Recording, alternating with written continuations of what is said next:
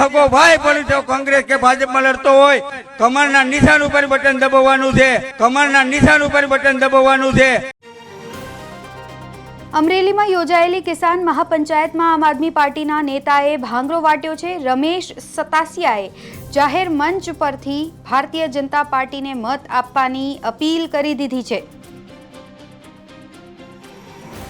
અમરેલીમાં આમ આદમી પાર્ટીની કિસાન મહાપંચાયતની સભા યોજાઈ, જેમાં ભારતીય જનતા પાર્ટીમાંથી આમ આદમી પાર્ટીમાં લોકો જોડાયા, પરંતુ અહીં સૌથી વધારે ચર્ચાનો વિષય હતા એ નેતા, એ ભારતીય જનતા પાર્ટીના પ્રમુખ જેઓ આમ આદમી પાર્ટીમાં આવ્યા છે અને તેમને ભાંગરો વાટી દીધો છે।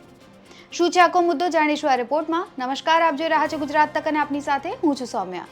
બગસરા તાલુકા ભાજપના પ્રમુખ રમેશ સતાસિયાએ ભાજપમાંથી આપમાં જોડાયા અને જાહેર મંચ પરથી આપના નેતાએ ભાંગરો વાટી દીધો આવતાની સાથે જ આપમાં જોડાયેલા ભાજપના નેતાએ ભાજપને મત આપવાની અપીલ કરી નાખી।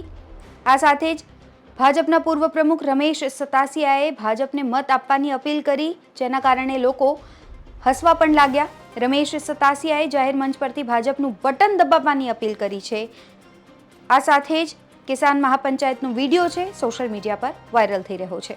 આજે અહીંયા આપણે મતદાર તરીકે આવ્યા છીએ, પણ આજે આપણા ગામમાં જઈ અને કાર્યકર્તા બની જવાનું છે। મતદાર તરીકે નહીં, એક એક કાર્યકર્તા બની જવાનું છે। અહીંથી જઈને આપણે નેમ લેવાની છે કે રોજે 1 થી 2 ઘરે અમે કહેશું અને અમે સોગંદ ખવડાવીશું, અમે એને સમજાવીશું કે આજે આ ગુજરાતને કમરના નિશાન ઉપર બટન દબાવવાનું છે। આજે અહીંયા આપણે મતદાર તરીકે આવ્યા છીએ, પણ આજે આપણા ગામમાં જઈ અને કાર્યકર્તા બની જવાનું છે। ભારતીય જનતા પાર્ટી કોઈ પણ વસ્તુ લઈને આવી છે, એ આવી ગઈ છે। આજે લેવા પટેલ સમાજના પ્રાણોમાં ગઈ છે। એમને કહેવામાં આવ્યું કે અમારા ભારતીય જનતા પાર્ટીના તમામનું સન્માન ગોઠવો, અને આજે જ ગોઠવું હતું કાગવડમાં। એટલે આ સમાજ સામે કરશે।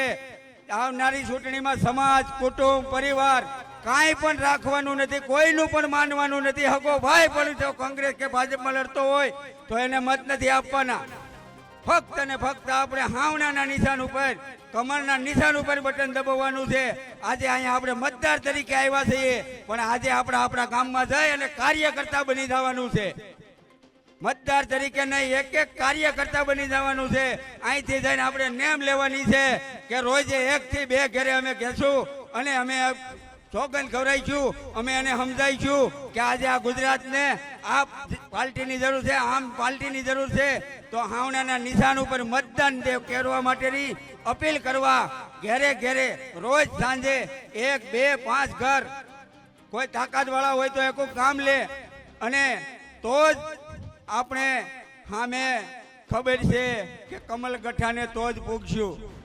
બાકી બધું કરી લેવાના મૂડમાં છે। આમ દામ જામ દંડ પૈસા બધું વાપરી લેશે, પણ આપણે આ વખતે એને મુંહ તોડ, જરબા તોડ, રાજુભાઈ કરપડા, પ્રવીણ રામ એવા 85 ખેડૂતોને જે જેલમાં પૂર્યા છે ને, એનો જવાબ આવનારી ચૂંટણીઓમાં અમે આપવા માટે તૈયાર છીએ। માટે તમારાથી જે થાય એ જુલમ કરી લેજો, જે કરવું હોય તે કરી લેજો, પણ તમે જેટલા અમને હેરાન કરજો, જેટલા દબાઈજો, એટલી તાકાતથી, એટલી 3 ગણી તાકાતથી અમે કામ કરવા માટે અમે તત્પર છીએ। એ જ પ્રતિજ્ઞા લઈ અને આજે આપણે ગામડામાં જઈએ। અસ્તુ વંદે માતરમ, ભારત માતા કી જય। સ્વાભાવિક છે, જ્યારે અત્યાર સુધી ભારતીય જનતા પાર્ટીમાં જોડાયેલા હતા રમેશભાઈ, ત્યાર સુધી ભારતીય જનતા પાર્ટીનો જ નારો તેઓ લગાવતા હતા, અને એટલા માટે જ કદાચ અચાનકથી જ્યારે જાહેર મંચ પરથી તેમને બોલવાનું થાય છે, ત્યારે ભારતીય જનતા પાર્ટીના નામનો ઉલ્લેખ થાય છે અને તેમને જ મત આપવાનો પણ ઉલ્લેખ તેમના દ્વારા થાય છે, જેના કારણે આ વિષય છે, ચર્ચાનો વિષય છે એ બની જાય છે, અને Rameshbhai talk of the town છે। અત્યારે આ રિપોર્ટ પર બસ આટલું જ। ગુજરાતના તમામ મહત્વના સમાચાર જોવા માટે અને જાણવા માટે આપ જોડાયેલા રહો ગુજરાત તક સાથે। નમસ્કાર।